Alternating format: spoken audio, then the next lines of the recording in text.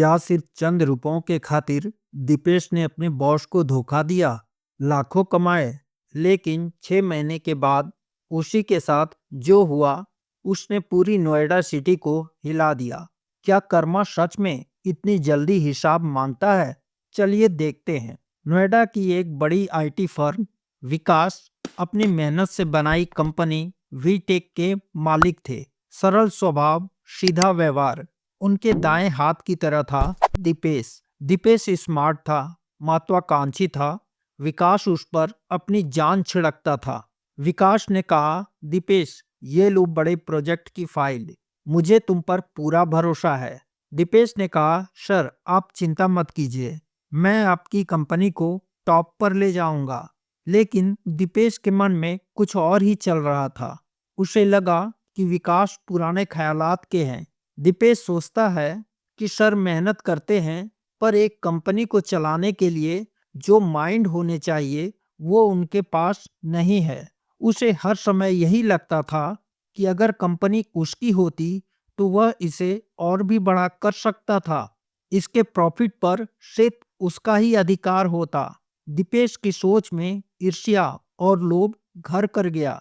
दीपेश ने धीरे धीरे कंपनी के क्लाइंट्स का डेटा चुराना शुरू कर दिया। उसने चोरी छिपे अपनी एक अलग फर्म रजिस्टर्ड करा ली। उसने विकास के सबसे पुराने क्लाइंट आरके बिल्डर्स को भड़काना शुरू कर दिया। दीपेश ने कहा, सर विकास जी अब पुराने हो गए हैं, उनकी टेक्नोलॉजी आउटडेटेड है। आप मेरी कंपनी में आइए, मैं आपको 30% से कम रेट दूंगा। एक रात दीपेश ने कंपनी के सर्वर से सारा क्रिटिकल डेटा डिलीट कर दिया और इस्तीफा दे दिया। विकास हैरान हो गया। विकास ने कहा, दीपेश ये क्या है? सब फाइल्स कहाँ गई? क्लाइंट्स कॉल उठाना क्यों बंद कर दिया? ऐसे समय में तुम इस्तीफा क्यों दे रहे हो? दीपेश ने ठंडी आवाज में कहा, सर ये बिजनेस है, इमोशन नहीं। अब अपना रास्ता खुद ढूंढिए। विकास टूट गया। उनकी 10 साल की मेहनत दीपेश ने रातों रात खत्म कर दी। दीपेश ने अपनी नई कंपनी खोल ली, आलीशान ऑफिस, नई लग्जरी कार। वह सफल था। उसने सोचा, कर्मा जैसी चीजें सिर्फ कहानियों में होती है। दीपेश अब नोएडा के बड़े क्लबों में पार्टियां करता था। उसने विकास का फोन नंबर ब्लॉक कर दिया था। विकास की कंपनी बंद होने के कगार पर थी। उन्हें अपना घर गिरवी रखना पड़ा। समाज में लोग कहने लगे, ईमानदार आदमी हमेशा हारता है। लेकिन क्या वाकई ऐसा ही है? दीपेश को एक बड़ा सरकारी टेंडर मिलने वाला था, 5 करोड़ का प्रोजेक्ट। दीपेश को लगा कि अब वह किंग है। दीपेश को टेंडर मिल गया।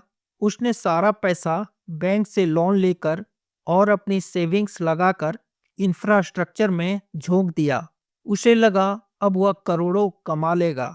अचानक एक सुबह उसके ऑफिस पर इनकम टैक्स और पुलिस की रेड पड़ी। दीपेश जी, आप पर डेटा चोरी और फ्रॉड का केस दर्ज हुआ है और जिस क्लाइंट के साथ आप काम कर रहे हैं वह एक ब्लैक लिस्टेड शेल कंपनी है। दीपेश का चेहरा सफेद पड़ गया।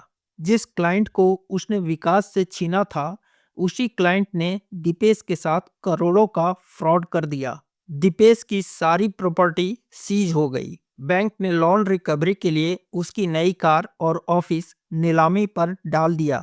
ठीक 6 महीने के बाद दीपेश नोएडा की एक सड़क पर खड़ा था। जेब में 1 रुपया नहीं था। उसे भूख लगी थी। वह एक छोटे से ढाबे पर बैठा था। तभी एक सफेद चमचमाती कार उसके सामने रुकी। कार से विकास उतरे, लेकिन वह दुखी नहीं थे। वह और भी ज्यादा सफल दिख रहे थे। विकास ने कहा, दीपेश तुम यहाँ? दीपेश ने नजरें झुकाकर कहा, मैंने आपके साथ बहुत बुरा किया।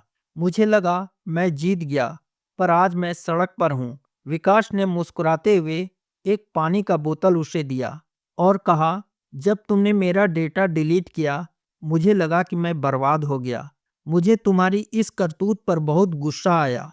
तुम अपनी तरक्की के लिए कंपनी छोड़ देते, ये सब करते हैं, पर किसी कंपनी का डाटा डिलीट करके तुमने वो जुर्म किया है जो कोई नहीं करता। तुमने मेरी वर्षों की मेहनत को धराशायी कर दिया, पर ऊपर वाले की कृपा हुई। कि उस धक्के ने मुझे और मेहनत करने पर मजबूर कर दिया। मैंने नई टेक्नोलॉजी सीखी, नए और ईमानदार लोग जोड़े। आज मेरी कंपनी पहले से 3 गुना बड़ी है।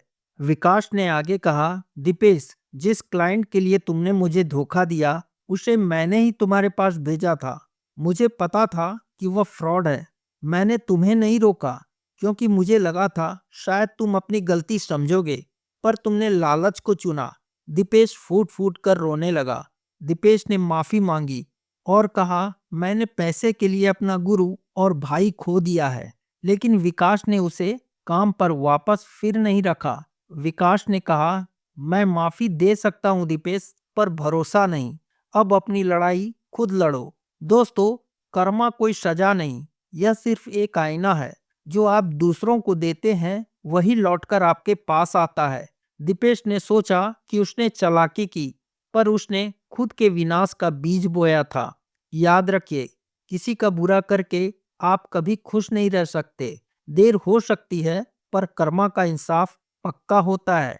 क्या आपके साथ या आपके आसपास कभी ऐसा हुआ है कि किसी ने धोखा दिया हो और कर्मा ने उसका हिसाब तुरंत कर दिया हो? अपनी कहानी कमेंट्स में जरूर बताएं। और अगर इस कहानी ने आपके दिल को छुआ है तो जय श्री सनातन को सब्सक्राइब करें और वीडियो को शेयर करें। मिलते हैं अगली सच्ची कहानी के साथ। जय हिंद, जय भारत।